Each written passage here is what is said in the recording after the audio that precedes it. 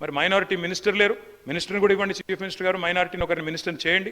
ఇది భారతదేశ స్వాతంత్రం వచ్చిన తర్వాత కాంగ్రెస్ ప్రభుత్వాలు భారతదేశంలో ఎన్నోసార్లు వచ్చినాయి, మొట్టమొదటి ప్రభుత్వం ఇది, మైనారిటీ మినిస్టర్ లేని మొదటి ప్రభుత్వం. దయచేసి మైనారిటీలకు రిప్రజెంటేషన్ గవర్నమెంట్లో ఇవ్వండి అని చెప్పి కూడా మేము కోరుతా ఉన్నాం. ఇంకొక మాట కూడా నేను కోరుతా ఉన్నా అధ్యక్ష, నేను మళ్ళీ కోరుతా ఉన్నా, ఇందాక సీఎం గారు లేరు, వారిని నేను కోరుతా ఉన్నా అధ్యక్ష, మనము మన రాష్ట్రాన్ని ఖర్చు చేయకూడదు. మీరు రేపు మళ్ళీ అమెరికా పర్యటనకు పోతా ఉన్నారు. I wish you all the best Revanth Reddy గారు. డెఫినెట్గా మీ నాయకత్వంలో తెలంగాణ రాష్ట్రం బాగుండాలి. 5 ఏళ్ళు రేవంత్ రెడ్డి గారు, మీకు అనుమానం వద్దు, 5 ఏళ్ళు మీరు ముఖ్యమంత్రిగా అక్కడే కూర్చోవాలి, ఇచ్చిన అన్ని హామీలు నెరవేర్చాలని చెప్పి కూడా నేను కోరుతా ఉన్నాను. మీరు ఇచ్చిన హామీలు నెరవేర్చండి అని కోరుతున్నాను తప్ప వేరే అనట్లేదు. తప్పకుండా మీకు నేను I wish you all the best in America tour also. తప్పకుండా ఆ విషయంలో కూడా మీకు సహకరిస్తాం. కానీ రాష్ట్రాన్ని ఖర్చు చేయడం మంచిది కాదు. రాష్ట్రం దివాలా తీసిందని, రాష్ట్రం బాగాలేదని ఇందాక మీరు రాకముందు చాలా చెప్పాను నేను. తప్పకుండా మీరు దయచేసి మరింత ఎఫర్ట్ పెంచాలని చెప్పి కూడా మరి చేయాలని చెప్పి కూడా నేను కోరుతా ఉన్నాను అధ్యక్ష. రాష్ట్ర సంపద సృష్టించాలి అంటే ప్రగతిశీల పాలసీస్ ఉండాలి. ఇప్పటిదాకా కొత్త పాలసీస్ రాలేదు. I'm sure the government is working. I'm not at all disputing that they are not working, they are working hard. కొత్తగా గవర్నమెంట్లోకి వచ్చారు, చిన్న వయసులో వారికి అవకాశం వచ్చింది. తప్పకుండా ముఖ్యమంత్రి గారు కానీ మంత్రులు కానీ కష్టపడుతున్నారు. మంచి పాలసీలు తెండి, we welcome it. Skill university అన్నారు, వీల్ వెల్కమ్ ఇట్. అదే మాదిరిగా ప్రోగ్రెసివ్ పాలసీస్ తెండి, ప్రగతిశీల పాలసీస్ తెండి. కానీ తిరోగమన నిర్ణయాలు కరెక్ట్ కాదు. నేను ముఖ్యమంత్రి గారికి చెప్తా ఉన్నా, ఎంఏఎన్యూడి కూడా వారి దగ్గర ఉంది కాబట్టి చెప్తా ఉన్నా. ఒరిజినల్గా మేము డిజైన్ చేసింది ఏంటి సార్ అంటే, ఎయిర్పోర్ట్కి 3 రకాల కనెక్టివిటీ ఉండాలి మెట్రో అని డిజైన్ చేశాం.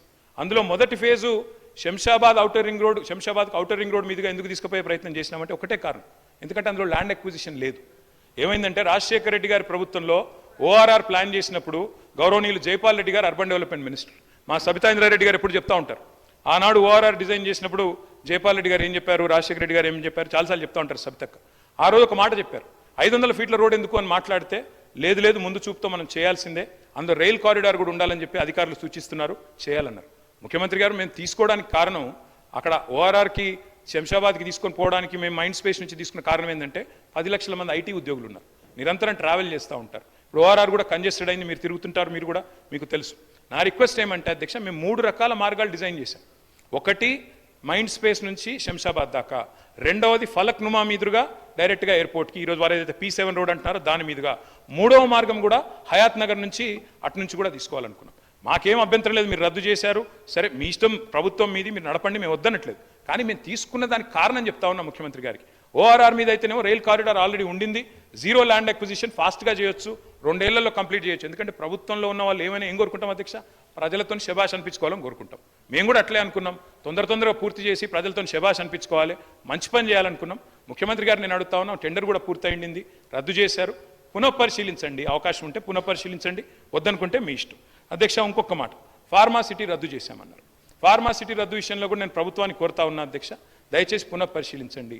ఎందుకంటే the land acquisition was conditional. అందులో ఏం చెప్పాము అధ్యక్ష, ఫార్మాసిటీ కోసమే భూసేకరణ చేస్తున్నామని భూసేకరణ చట్టాన్ని ప్రయోగించి తీసుకున్నాము. మీరు ఇతర అవసరాలకు ఆ భూమిని వాడే పరిస్థితి ఉండదు.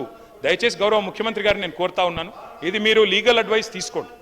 I'm saying this with utmost sincerity Revanth Reddy గారు, లీగల్ అడ్వైస్ తీసుకోండి. ఎందుకంటే చట్టపరమైన ఇబ్బందులు రాకూడదు.